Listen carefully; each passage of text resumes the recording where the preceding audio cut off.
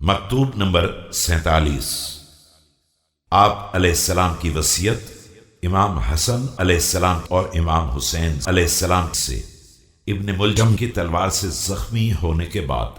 بسم اللہ الرحمن الرحیم۔ أوصيكما بتقوى الله وأن لا تبغي الدنيا وإن بغتكما ولا تأسفا على شيء منها زبي عنكما وقولا بالحق واعملا للأجر وكونا للظالم خصما وللمظلوم عونا۔ میں تم دونوں کو یہ وصیت کرتا ہوں کہ تقوی الہی اختیار کیے رہنا، اور خبردار دنیا لاکھ تمہیں چاہے اس سے دل نہ لگانا، اور نہ اس کی کسی شے سے محروم ہو جانے پر افسوس کرنا، ہمیشہ حرف حق کہنا اور ہمیشہ آخرت کے لیے عمل کرنا، اور دیکھو ظالم کے دشمن رہنا اور مظلوم کے ساتھ رہنا۔ أوصيكما وجميع ولدي وأهلي ومن بلغه كتابي بتقوى الله ونظم أمركم وصلاح ذات بينكم۔ میں تم دونوں کو اور اپنے تمام اہل و عیال کو اور جہاں تک میرا یہ پیغام پہنچے سب کو وصیت کرتا ہوں کہ تقوی الہی اختیار کریں، اپنے امور کو منظم رکھیں، اپنے درمیان تعلقات کو سدھارے رکھیں۔ فإني سمعت جدكما صلى الله عليه وآله يقول صلاح ذات البين أفضل من عامة الصلاة والصيام۔ کہ میں نے تمہارے جد بزرگوار سے سنا ہے کہ آپس کے معاملات کو سلجھا کر رکھنا عام نماز اور روزے سے بھی بہتر ہے۔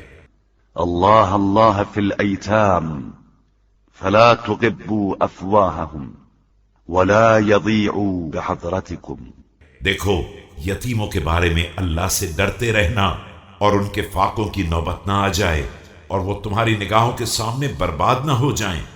والله الله في جيرانكم فإنهم وصية نبيكم ما زال يوصي بهم حتى ظننا أنه سيورثهم۔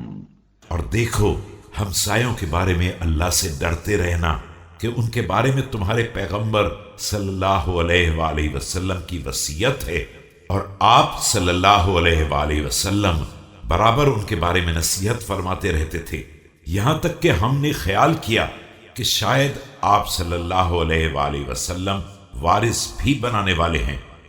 والله الله في القرآن لا يسبقكم بالعمل به غيركم۔ دیکھو اللہ سے ڈرو قرآن کے بارے میں کہ اس پر عمل کرنے میں دوسرے لوگ تم سے آگے نہ نکل جائیں۔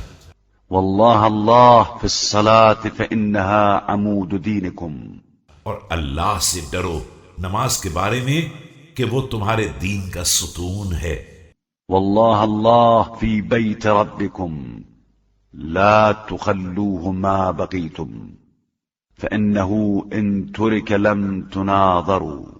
اور اللہ سے ڈرو اپنے پروردگار کے گھر کے بارے میں کہ جب تک زندہ رہو اسے خالی نہ ہونے دو، کہ اگر اسے چھوڑ دیا گیا تو تم دیکھنے کے لائق بھی نہ رہ جاؤ گے۔ والله الله في الجهاد بأموالكم وأنفسكم وألسنتكم في سبيل الله وعليكم بالتواصل والتبادل۔ اور اللہ سے ڈرو اپنے جان، مال اور زبان سے جہاد کے بارے میں، اور آپس میں ایک دوسرے سے تعلقات رکھو، ایک دوسرے کی امداد کرتے رہو۔ وإياكم والتدابر والتقاطع لا تتركوا الأمر بالمعروف والنهي عن المنكر فيولى عليكم شراركم ثم تدعون فلا يستجاب لكم۔ اور خبردار ایک دوسرے سے منہ نہ پھرا لینا اور تعلقات توڑ نہ لینا، اور امر بالمعروف اور نہی عن المنکر کو نظر انداز نہ کر دینا کہ تم پر اشرار کی حکومت قائم ہو جائے، اور تم فریاد بھی کرو تو اس کی سماعت نہ ہو۔ ثم قال يا بني عبد المطلب لا ألفينكم تخوضون دماء المسلمين خوضا تقولون قتل أمير المؤمنين ألا لا يقتلن بي إلا قاتلي.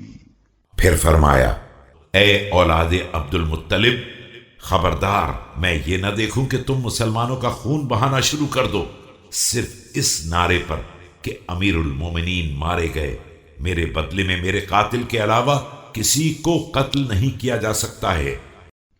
انظروا إذا أنا مت من ضربته هذه فاضربوه ضربة بضربة ولا تمثل بالرجل فإني سمعت رسول الله صلى الله عليه وآله يقول إياكم والمثلة ولو بالكلب العقور۔ دیکھو اگر میں اس ضربت سے جابر نہ ہو سکا تو ایک ضربت کا جواب ایک ہی ضربت ہے، اور دیکھو میرے قاتل کے جسم کے ٹکڑے نہ کرنا کہ میں نے خود سرکار دو عالم صلی اللہ علیہ وآلہ وسلم سے سنا ہے کہ خبردار کاٹنے والے کتے کے بھی ہاتھ پیر نہ کاٹنا۔